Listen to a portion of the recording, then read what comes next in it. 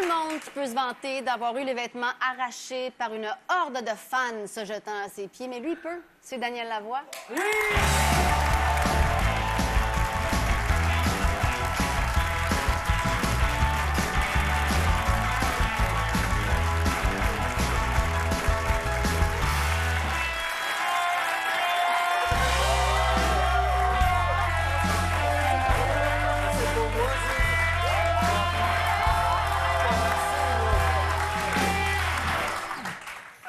Daniel. Arrête ça, Louis-Jean. La première fois qu'il m'a dit ça, j'étais certain qu'il se foutait de ma gueule. Qui vous a dit quoi? Il m'a dit que j'étais son chanteur préféré. Je dis, Louis-Jean, arrête, c'est pas gentil. C'est ça, vrai, tu te fous de ma gueule. je persiste, je signe.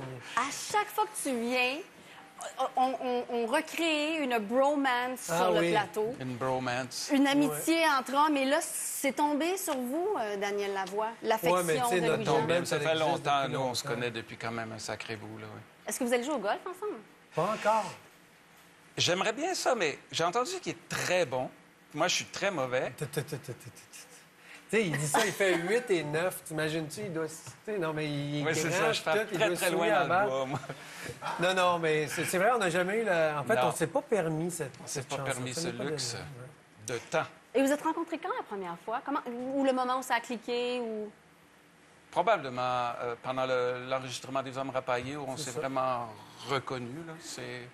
On a senti que... En tout cas, moi, j'ai reconnu que Mozart était arrivé au Québec. C'est ça, là, mais moi, c'est la première fois où, justement, c'est quand même impressionnant de brancher un micro en avant de la bouche de Daniel Lavoie.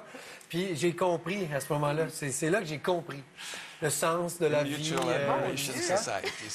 mais c'est vrai. Non, mais il fallait être là. Il a chanté 3 fois la chanson. C'était toutes des prises magnifiques. Puis nous autres, on devenait de meilleur en meilleur. C'est comme, je sais pas, voilà, c'est dur à décrire. Un moment dans la carrière de Daniel Lavoie qui m'émeut à chaque fois que je le vois.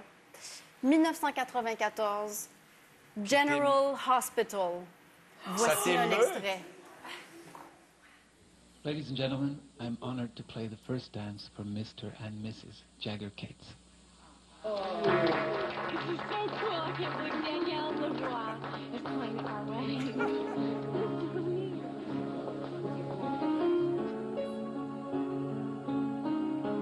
Some kind of madness keeps me.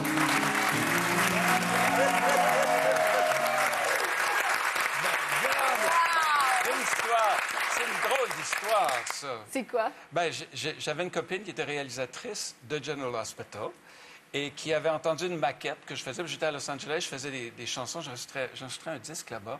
Elle avait entendu une maquette et elle a dit « Je pourrais-tu m'en servir sur mon émission? Je trouve que ça marcherait pour ce couple. » Puis bon, je dis « Ben, écoute, OK, prends-la. » Puis la réaction a été comme... À grandeur des États-Unis, là, les consoles sont devenues rouges. Et donc, ils ont gardé la chanson pendant 8 mois.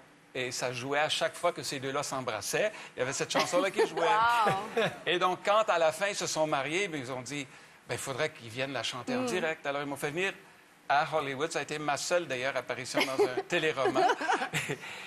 Mais c'est pas ça, c'est que je suis arrivé sur le plateau et il y avait un piano droit et un micro, un SM58, là, et c'est tout. Il y avait aucun... Moi, je pensais que j'arrivais dans des conditions extraordinaires, Hollywood, wow. Non, c'était la pire chose que j'ai jamais vue de ma vie. Puis, ben, on s'est débrouillé. Puis, j'en reviens pas de ça. C'est pas vrai que ça t'émeut tant que ça. Ben quand même, ça nous a pas mal. Tout l'après-midi, on était là-dessus, puis on trouvait ça vraiment très charmant. J'étais content de revoir ça, tout à fait.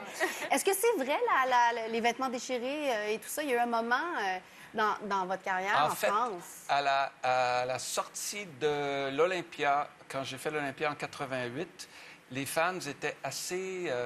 les fans français ont tendance à être très hands-on. Ils aiment te toucher, puis ils aiment t'accrocher, puis à ce moment-là, il y avait une certaine ferveur. Les fans sont plus clairsemés maintenant, mais à l'époque, c'était très chaud. Et puis, effectivement, je m'étais fait ramasser dans un coin. Je n'avais pas prévu des gardes du corps ou rien. Et heureusement, j'avais quelques amis qui étaient là, qui m'ont sauvé parce que ça commençait à être assez, nu.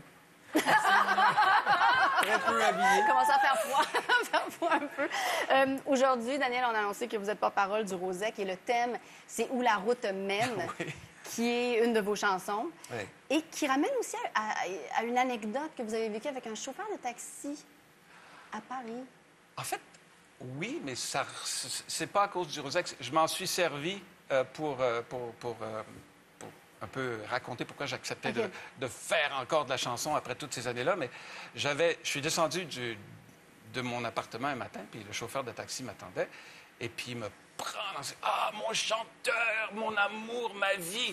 Puis, en tout cas, c'est moi qui étais à son mariage, et puis quand il a fait tous ses enfants, et puis 30 ans plus tard, encore avec sa femme, et c'était ma chanson qui avait inspiré tout ça.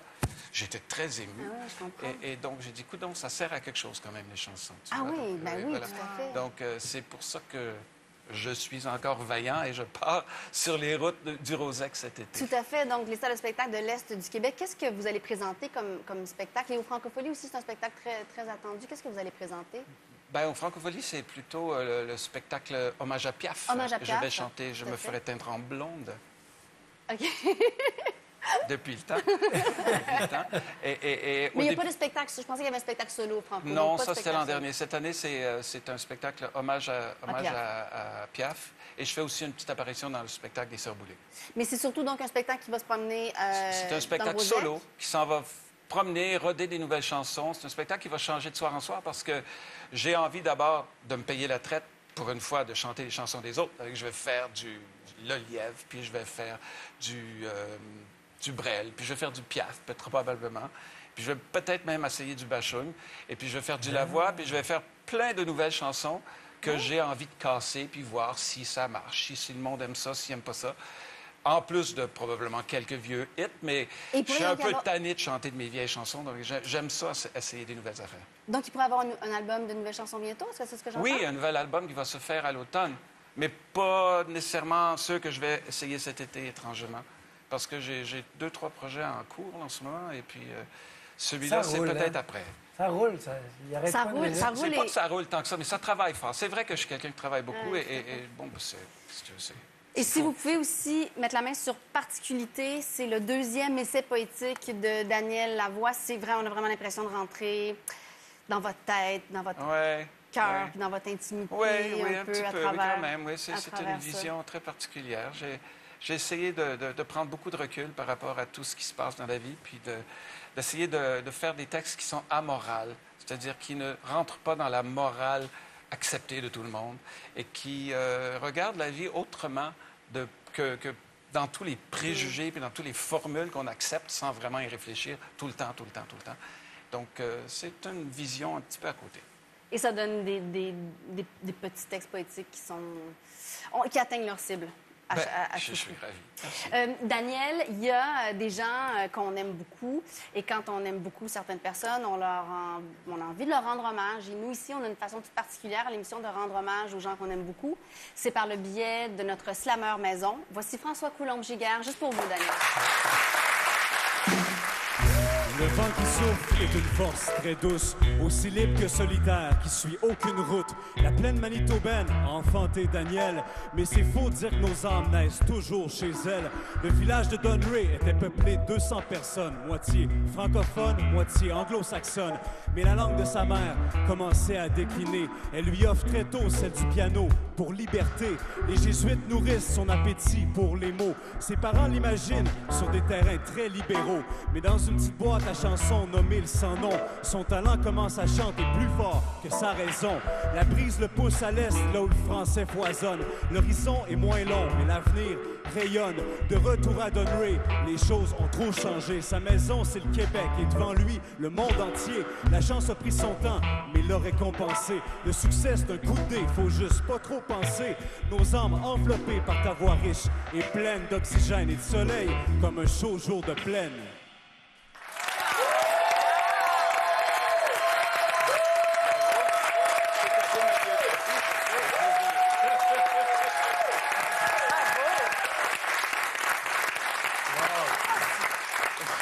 Ça fait le tour de ma biographie. Il a même trouvé des affaires que je n'avais pas dit dans la biographie. Je sais pas si j'ai cherché ça. il va chercher ça très loin. Il est très bon, François. Alors, après la pause, on va vous entendre chanter. Un extrait tiré de 12 hommes rapaillés. Oui, un projet très, très... Oui. Ouais. Ah, tout le monde est content. J'aime cette réaction. Alors, on fait ça après la pause.